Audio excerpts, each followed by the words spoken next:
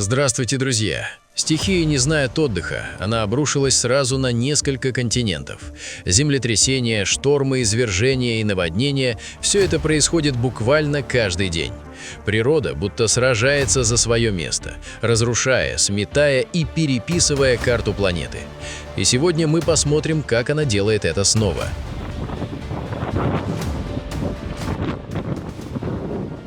На Чукотский автономный округ обрушился мощный арктический циклон. В Анадыре и его окрестностях зафиксирован ураганный ветер, скорость которого в порывах достигала 44-50 метров в секунду и сопровождалась сильной метелью. Видимость на улицах города упала практически до нулевой отметки, превратив открытые пространства в опасную зону. Мощные воздушные потоки буквально сбивали прохожих с ног, создавая прямую угрозу жизни и здоровью людей. В связи с критической метеорологической обстановкой городские власти приняли экстренные меры. Во всех школах Анадыря были немедленно отменены занятия для второй смены. Муниципальные автобусы полностью приостановили работу, так как движение крупногабаритного транспорта в условиях бокового ураганного ветра стало невозможным. Стихия подвергла серьезному испытанию инфраструктуру Чукотки. Порывы ветра привели к повреждению рекламных щитов, элементов обшивки зданий и временных конструкций. Местные власти и управление МЧС обратились с жителями с настоятельной рекомендацией не покидать помещение без крайней необходимости, а в случае нахождения на улице держаться подальше от ветхих строений, опор линий электропередач и крыш, с которых возможен сход снежных масс или падение кровельных материалов. Аэропорт Анадыря, Угольный, перешел на работу по фактической погоде. Зафиксированы массовые задержки рейсов, так как очистка взлетно-посадочной полосы и рулежных дорожек в условиях урагана оказалась неэффективной. Сегодня циклон продолжает оказывать влияние на прибрежные районы округа. Оперативные службы Анадыря переведены в режим повышенной готовности для ликвидации последствий шторма, как только это позволит метеообстановка.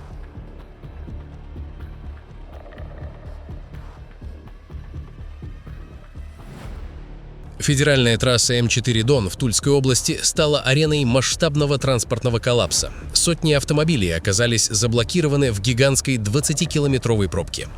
Причиной чрезвычайной ситуации стало массовое ДТП с участием нескольких грузовых автомобилей, произошедшее в районе развязки на город Богородицк. Авария, спровоцированная экстремальными погодными условиями, полностью парализовала движение. Перекрытыми оказались все полосы в сторону юга. Из-за затора и непрекращающейся метели к месту столкновения долгое время не могли пробиться ни аварийные комиссары, ни кареты скорой помощи, ни тяжелая техника для растаскивания поврежденных грузовиков. Видимость из-за плотного снега не превышала 100 метров, порывы ветра достигали 15 метров в секунду, что привело к возникновению переметов на дорожном полотне. Люди, застрявшие в ледяном плену, вынуждены были часами оставаться в своих автомобилях в ожидании проезда. Попытки водителей найти пути отхода через сам Богородицк не увенчались успехом. Муниципальные дороги также оказались заблокированы заносами. Сотрудникам МЧС и медикам удалось добраться до наиболее пострадавших в ДТП лишь спустя несколько часов, прокладывая путь через забитые обочины и встречные полосы. Власти региона настоятельно рекомендуют автомобилистам воздержаться от выезда на трассу в данном направлении.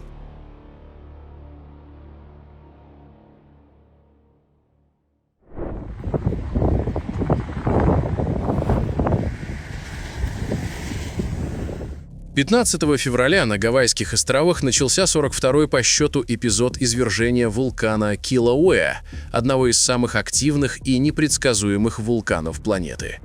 Согласно официальному отчету Геологической службы США и Гавайской вулканической обсерватории, основная активность была сосредоточена в районе кратера Хале-Мау-Мау. Наиболее впечатляющий фонтан из южного жерла достиг высоты 400 метров, в то время как интенсивность извержения из северного жерла стабильно удерживала высоту выбросов на уровне 250 метров. Извержение сопровождалось выбросом в атмосферу значительного количества пепла, вулканических газов и специфических стекловидных образований – волосы пеля, которые представляют серьезную опасность для здоровья, вызывая сильное раздражение кожи и слизистой оболочки глаз. В результате извержения шлейф пепла поднялся на высоту около 10 километров над уровнем моря и под воздействием ветра сместился в юго-западном направлении. В связи с этим метеорологические службы и Департамент здравоохранения штата выпустили экстренное предупреждение для жителей населенных пунктов, оказавшихся на пути следования облака. Ухудшение видимости и наличие абразивных частиц в воздухе также заставило авиационные власти пересмотреть маршруты полетов вблизи Большого острова, чтобы исключить повреждения двигателей воздушных судов. Специалисты отмечают, что большинство аналогичных эпизодов активности, зафиксированных с декабря 2024 года, обычно носят кратковременный характер и длятся менее суток.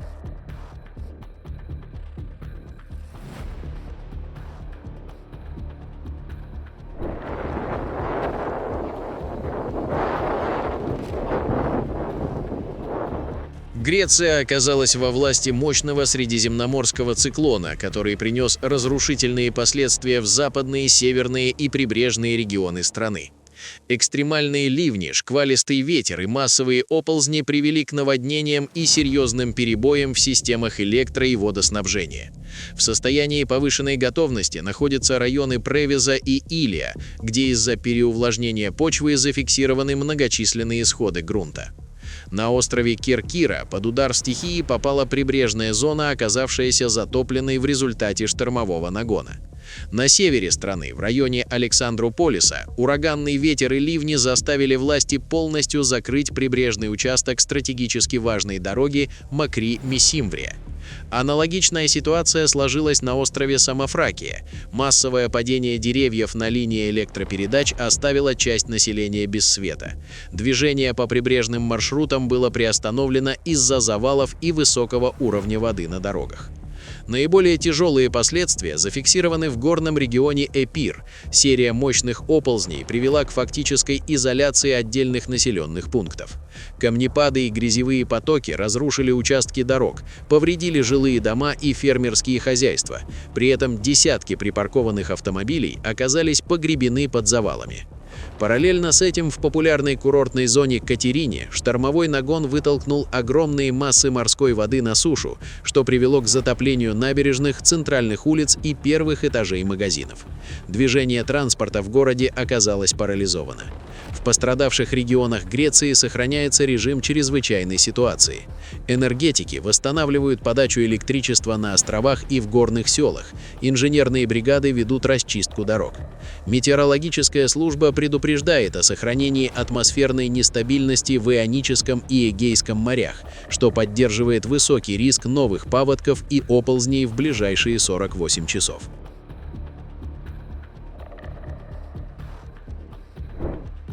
С 17 февраля в южном полушарии можно было наблюдать уникальное кольцеобразное полное затмение Солнца. Наилучшая видимость была в приполярных широтах. На антарктических станциях ученые Арктического и Антарктического научно-исследовательского института сделали уникальные кадры редкого астрономического явления. В 15:13 по московскому времени Луна закрыла примерно 96,3% диаметра солнечного диска, оставив видимой тонкую кольцевую часть Солнца. Фаза полного затмения длилась 2 минуты 19 секунд, а общая продолжительность затмения составила около 4,5 часов. Кольцеобразное затмение наблюдается, когда Луна находится достаточно далеко от Земли, чтобы не закрыть Солнце полностью. В этот момент яркий ободок Солнца создает впечатляющий эффект, хотя и не позволяет увидеть ни корону, ни звезды вблизи Солнца.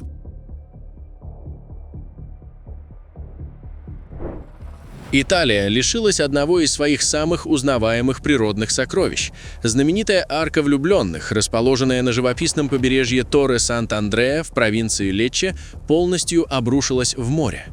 Катастрофическое разрушение уникального скального образования произошло в ночь с 14 на 15 февраля, стерев с лица земли романтический символ полуострова Салента, который десятилетиями украшал путеводители по региону. Жители коммуны Мелиндуньо и многочисленные туристы, прибывшие на побережье утром в воскресенье, обнаружили на месте величественного известнякового свода лишь груду белых обломков и бушующие волны Адриатического моря. Причиной обрушения природного монумента стала многолетняя морская эрозия и удар мощного средиземноморского циклона Ариана, который обрушился на Апулию. Ураганный ветер и гигантские волны нанесли сокрушительный удар по хрупкой структуре известняка, источенной соленой водой и ветрами. Специалисты отмечают, что ускоренное разрушение береговой линии Салента в последние годы вызывало серьезные опасения, однако никто не ожидал, что легендарная арка рухнет так внезапно. Сегодня доступ к участку утесов, где располагалась арка влюбленных, временно ограничен береговой охраной в целях безопасности.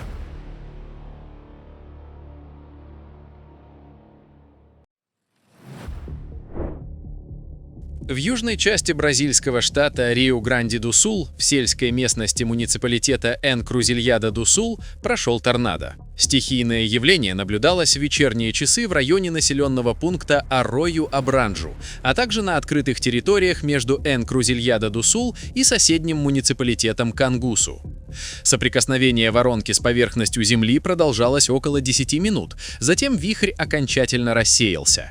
Метеорологи подчеркивают тревожную тенденцию. Это уже второй подобный эпизод в южной части штата за последние несколько дней, что свидетельствует о крайней атмосферной нестабильности в регионе в феврале. Основной удар стихии пришелся на сельскохозяйственные угодья и удаленные фермерские хозяйства. Торнадо оставил после себя полосу разрушений. Зафиксированы значительные повреждения посевов, в частности плантаций сои, которые являются основой местной аграрной экономики. Кроме того, ураганные потоки воздуха вырывали с корнем деревья и привели к локальным разрушениям легких хозяйственных построек, ангаров и заборов. По официальным данным, человеческих жертв и травм среди населения удалось избежать, так как торнадо прошел по малозаселенным территориям. Сильный циклон с поливными дождями и ураганным ветром привел к масштабным наводнениям на северном острове Новой Зеландии. Наиболее серьезно пострадали южные и центральные районы острова. Особенно тяжелая ситуация сложилась в столичном регионе Веллингтон и городе Лоуэр Хатт. В пригороде Ненае улицы начали затапливаться еще ночью 15 февраля, а утром оказались под водой. Одной из причин стали засоренные илом ливневые стоки, которые жителям пришлось расчищать самостоятельно. Под воду ушел также подземный переход железнодорожной станции. В долине Хат-Вэлли произошел резкий подъем уровня ручья Вайфхэту, что привело к эвакуации населения. Шторм сопровождался сильными порывами ветра скоростью до 120 км в час. По всему региону произошли массовые отключения электроэнергии, повалены деревья, зафиксированы оползни, затоплены дороги и застряли автомобили. На пике непогоды были закрыты школы, остановлено движение поездов, отменены паромы и около 100 авиарейсов авиакомпании Air New Zealand. Режим чрезвычайной ситуации введен в регионе Манавату-Уангануи, а также в районах Вайпа и Отороханга. В регионе Саут-Вайрарапа поселок Лейк-Ферри оказался полностью отрезан от внешнего мира. Там затопило дороги и часть зданий ушла под воду до 1 метра. Пострадало также электроснабжение. Жители низин в целях безопасности были эвакуированы.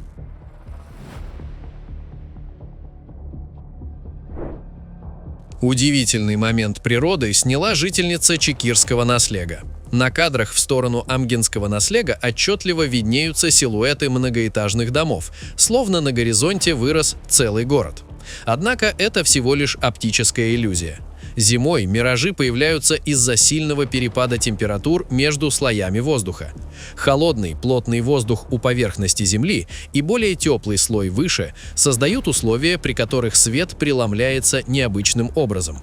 Лучи словно изгибаются, и удаленные объекты могут казаться выше, ближе или даже принимать искаженные формы. Такое явление называют верхним миражом. В холодное время года оно встречается чаще всего.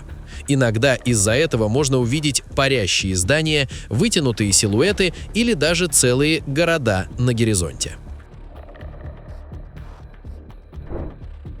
15 февраля венесуэльский город Гуанаре в штате Португеса в разгар традиционных карнавальных мероприятий столкнулся с экстремальными ливнями, спровоцировавшими катастрофический паводок. Аномальные осадки в верховьях рек Чебаскен, Сагуос и Бискукуисито привели к мгновенному подъему уровня основной водной артерии города – реки Гуанаре. Бушующие потоки воды, вышедшие из берегов, превратили набережные в зону хаоса. В эпицентре стихии оказались 5 человек, которые были полностью отрезаны водой от суши и заблокированы на возвышающихся конструкциях. Благодаря оперативным и профессиональным действиям спасателей всех пострадавших удалось эвакуировать в безопасное место, человеческих жертв удалось избежать. Разгул стихии нанес сокрушительный удар по городской и праздничной инфраструктуре. Мощный поток воды буквально уничтожил главную карнавальную сцену, смыл декорации, звуковое оборудование и многочисленные временные постройки. Серьезные повреждения получил и частный транспорт. Десятки автомобилей, припаркованных вблизи береговой линии, оказались затоплены или повреждены. В связи с критической обстановкой и сохраняющейся угрозой новых волн паводка, руководство штата Португеса приняло решение о немедленной отмене всех запланированных праздничных мероприятий в пострадавшем районе. Жителей низин и прибрежных кварталов призвали держаться подальше от русла реки до полной стабилизации метеорологических условий.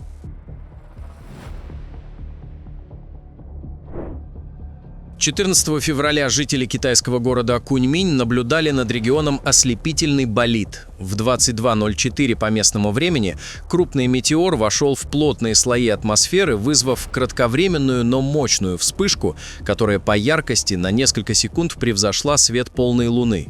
Космический объект двигался по пологой траектории с высокой скоростью, оставляя за собой отчетливый зеленовато-голубой светящийся след из ионизированного газа, который был виден в соседних уездах провинции. По предварительным оценкам специалистов из Юньнаньской обсерватории Китайской академии наук, диаметр метеороида мог составлять около 1 метра, а его масса достигала нескольких тонн. Акустических ударов зафиксировано не было, что указывает на разрушение объекта на значительной высоте, порядка 30-40 километров.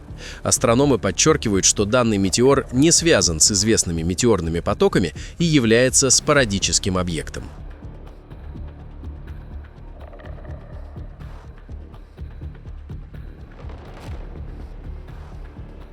Друзья, на этом наш выпуск завершен. Будем рады видеть вас снова. Подписывайтесь и до встречи завтра в новом выпуске.